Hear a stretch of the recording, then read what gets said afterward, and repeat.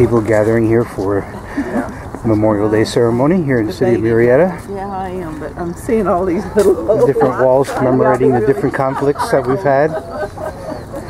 They're spaced out. This is the Veterans Wall, which is coming up in the near future here in Murrieta.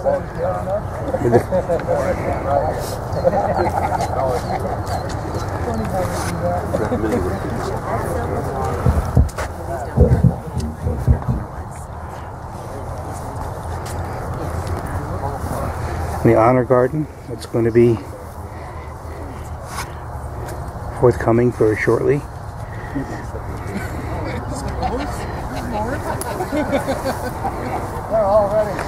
I would ask you now if you please rise for the presentation of the colors by Color Sergeant Robert M. Mulmaster of the Marine Corps Tactical Systems Support Activity Color Guard from Camp Pendleton, California.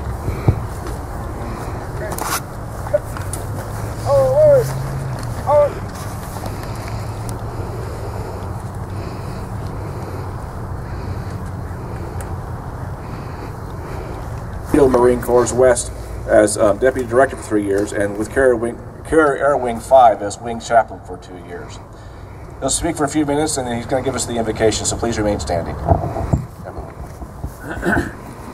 Thank you very much, sir, and to each of you here today. It's a privilege to be able to spend a few minutes together.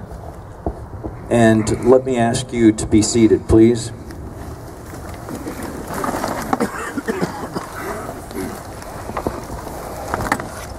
I was asked to share a few remarks, and in just a moment we're going to have a prayer together. A day to celebrate the splendor of America. It's a day to be with the family. Someone once said the following words. Not long ago I heard a young man ask why people still kept up Memorial Day.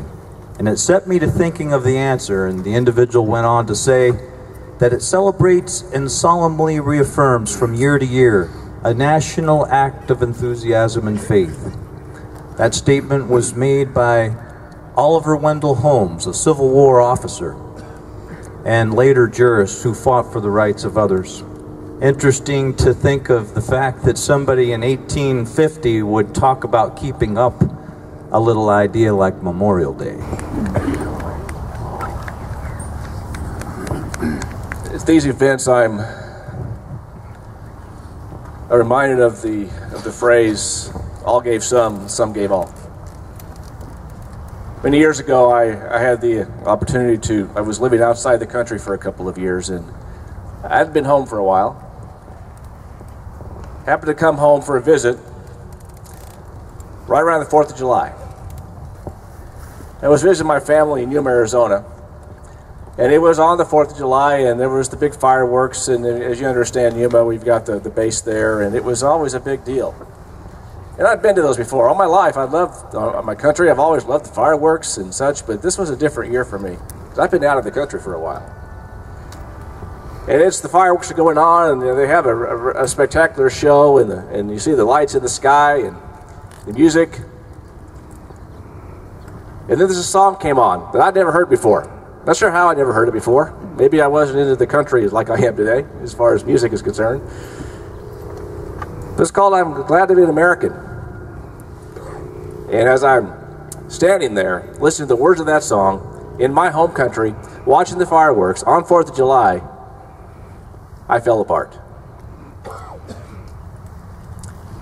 All gave some gave all. But I think probably sums up at least the context of this ceremony.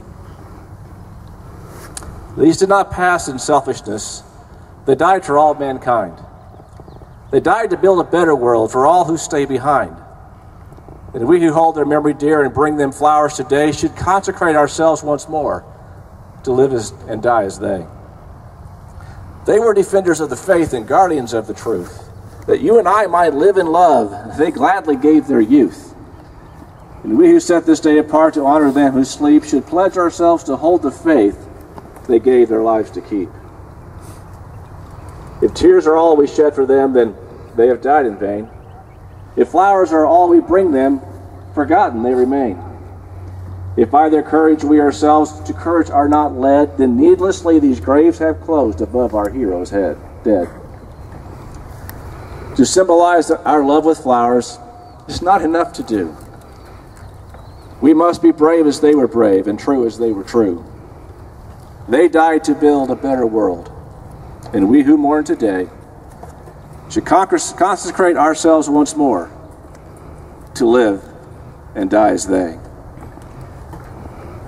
All gave some, and many of you who gave some are here today, and we thank you for your service. But some gave all.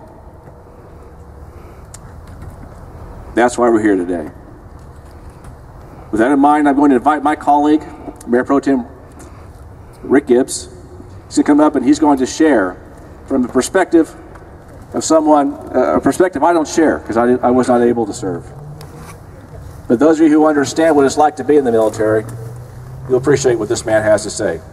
Ladies and gentlemen, Mr. Rick Gibbs. Marine unit, under fire, headquarters not paying attention. 5 different times, this gentleman mounted a 50 cal in the back of a Jeep while somebody else drove. And over a 6-hour period, he tried to recover, rescue 4 Marines who were trapped.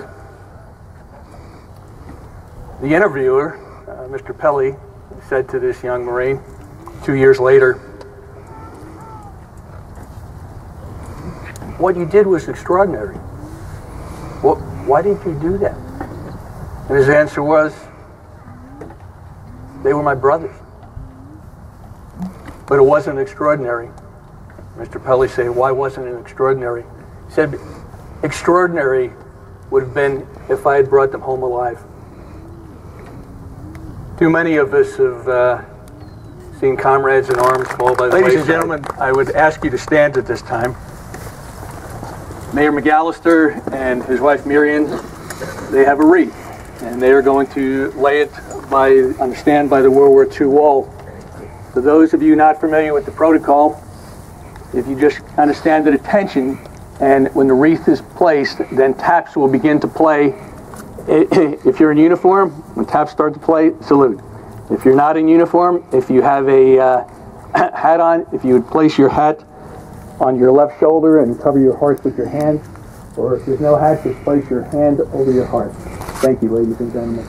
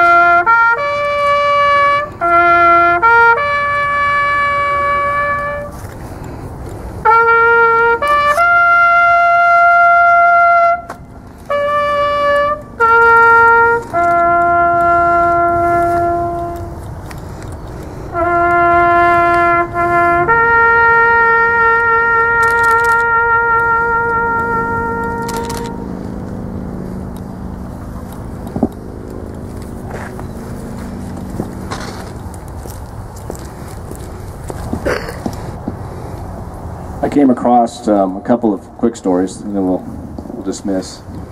It gave someone like me a feel for what all of you did, and really who all of you are. It was a couple of years ago, and I was with a veteran, a friend of mine, and we had been at an event. It was a political event, and oddly enough, in this job, not everyone likes you. And you kind of be aware of that. But I picked him up, and I was taking him home after the event, and he noticed that there was a car following us. And when that car got to the point where I realized he lived in a cul-de-sac, they turned around and sped off very quickly. So he looked at me like a Marine can look at you. Is somebody following you? You don't think about that too much in this job, but I said, well, perhaps. And he said, wait a second. He went back and he came back to the car armed. I said, let's go. I said, you gotta be kidding me. This is Murrieta, safest city in the nation. We don't do these things. He says, no, there's places between here and your house where they can be waiting for you. The short end of the story was, no one was there, everything was fine. But I tell you the story to help you understand something I understood that night. He's a warrior. He didn't think twice about putting himself between me and a bullet. That's what you guys do. That's what you do for this country. You don't think twice about the sacrifice. You did it because you love this country and you love us. And that's why we're here this morning. As your mayor, and more importantly, as your fellow citizen of the greatest country in the world, I want to thank you. Thank you for your service. For those of you who are here remembering folks that we lost, doing that very thing, thank you for allowing us to benefit from your loss. And God bless you for that.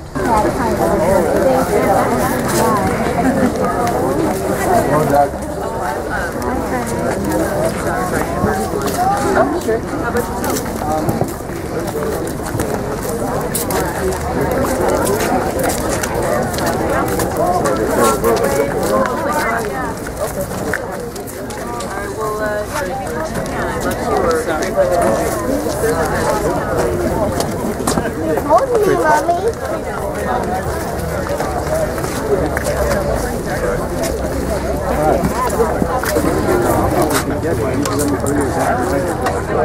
I'm 83 now, so I don't spell it.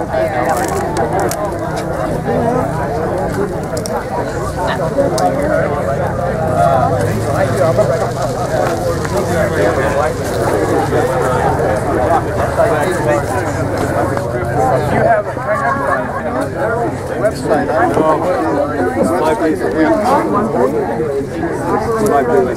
What I like best is blue sky and back with the water rising.